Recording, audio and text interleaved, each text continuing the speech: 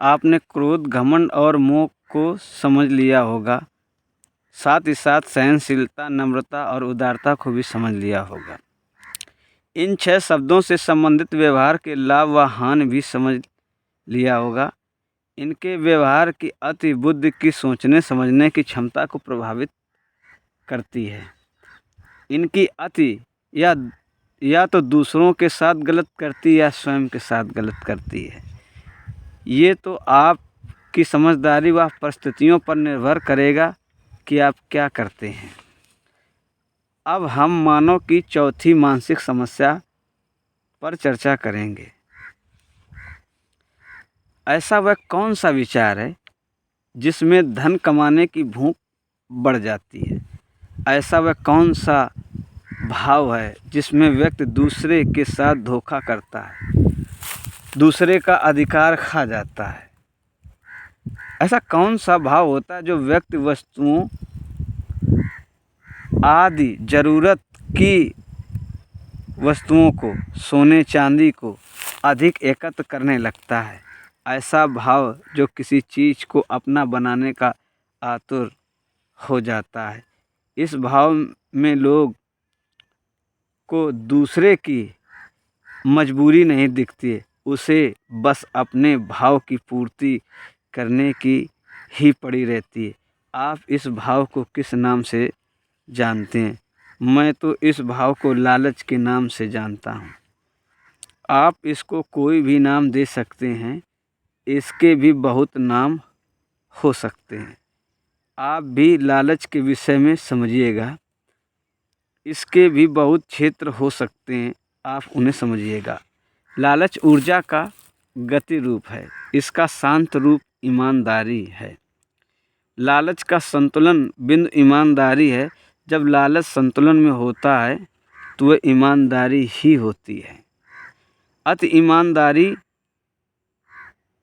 ईमानदारी का असंतुलित रूप होता है। अति लालच भी खराब होती है। जब मानव में लालच बढ़ जाता है तो वह दूसरे मानव का शोषण ही करता है। ईमानदारी बहुत ही कठिन समझदारी होती है। ईमानदारी का क्षेत्र बहुत ही व्यापक होता है, जो न्याय से जुड़ा होता है। न्याय करना कोई आसान कार्य नहीं होता है। न्याय करने के लिए स्वयं के क्रोध, लालच, घमंड और मोह से लड़ना होता है। साथ ही साथ दूसरों के क्रोध, घमंड, मोह व लालच से लड़ना होता है। आप थोड़ा विचार करिएगा कि मानव को लालच किस किस बात पर आता है या आ सकता है। कैसे कैसे व्यवहार को आप लालच के दायरे में रखेंगे, आप समझिएगा। जितना लालच का क्षेत्र व्यापक है उतना ही ईमानदारी का क्षेत्र व्यापक है। मानव की अति ईमानदारी तब हानिकारक हो जाती है उसी मानव के लिए जो ईमानदार होता है, जब उसकी ईमानदारी की कदर दूसरे लोग नहीं समझते हैं और उसे मूर्ख समझते हैं। पर ईमानदारी में आपको सुकून ज़रूर मिलता है। जीवन जीने का भी लालच होता है। अगर जीवन जीने का लालच नहीं होगा तो आप जीना छोड़ देंगे। बस यह भी ध्यान रखना है कि दूसरा भी तो जीवन जीना चाहता है। यही तो ईमानदारी है। अपनी ज़रूरतों के साथ साथ दूसरों की ज़रूरतों की कदर करना भी तो ईमानदारी है। रिश्तों को नष्ट करने में लालच का ही हाथ होता है और रिश्तों को संभालने में ईमानदारी का हाथ होता है। इसी ईमानदारी का दूसरा नाम विश्वास होता है। लालच को संतुलित रखो, बस यही ईमानदारी है। अब मैं लालच और ईमानदारी की जितनी व्याख्या करूँगा कम ही रहेगा। यह तो प्रत्येक मानव पर लागू होती है। मैं स्त्री पुरुष में भेद नहीं कर रहा हूँ।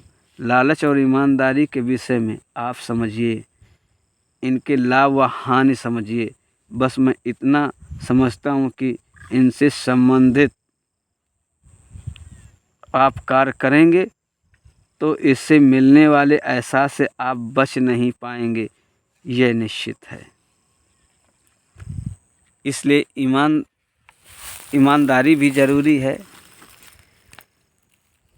लेकिन लालच बुद्धि को प्रभावित ज़रूर करती है। आपने कहते हुए सुना होगा कि वो तो इस लालच में अंधा हो गया, वो इसके लालच में अंधा हो गया।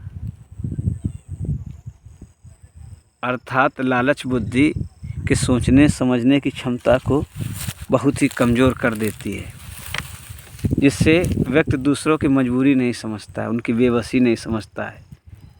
लोग तो दूसरों की मजबूरी का भी फ़ायदा उठाते हैं अपनी लालच की पूर्ति के लिए। तो आपको ये समझना है कि लालच का दायरा कितना बड़ा है, आप इसे किस प्रकार परिभाषित करते हैं या समझते हैं, पर ये होता गति ऊर्जा ही है। अर्थात ऊर्जा का ही रूप लालच है, और जब इसे शांत करते हैं तो वही ईमानदारी होती है। इसलिए लालच और ईमानदारी को आप समझिएगा। अब आपके पास 8 शब्द हो गए हैं: क्रोध, घमंड, मोह, लालच, सहनशीलता, उदारता, ईमानदारी, नम्रता। अब इन 8 शब्दों के विषय में आप अच्छी तरीके से समझिएगा।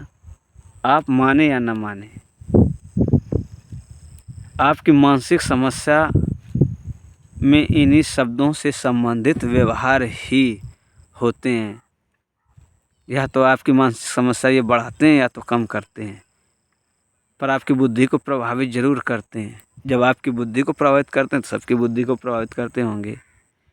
इसलिए इनको आप बारीकी से समझिएगा और इन्हें संतुलित करके अपने जीवन को सुखी बना सकते हैं। अब मैं आपको व्यक्ति की मानसिक समस्या के 5वें बिंदु पर चर्चा करूंगा अगले वीडियो में। तब तक के लिए आपको इंतज़ार करना पड़ेगा। धन्यवाद।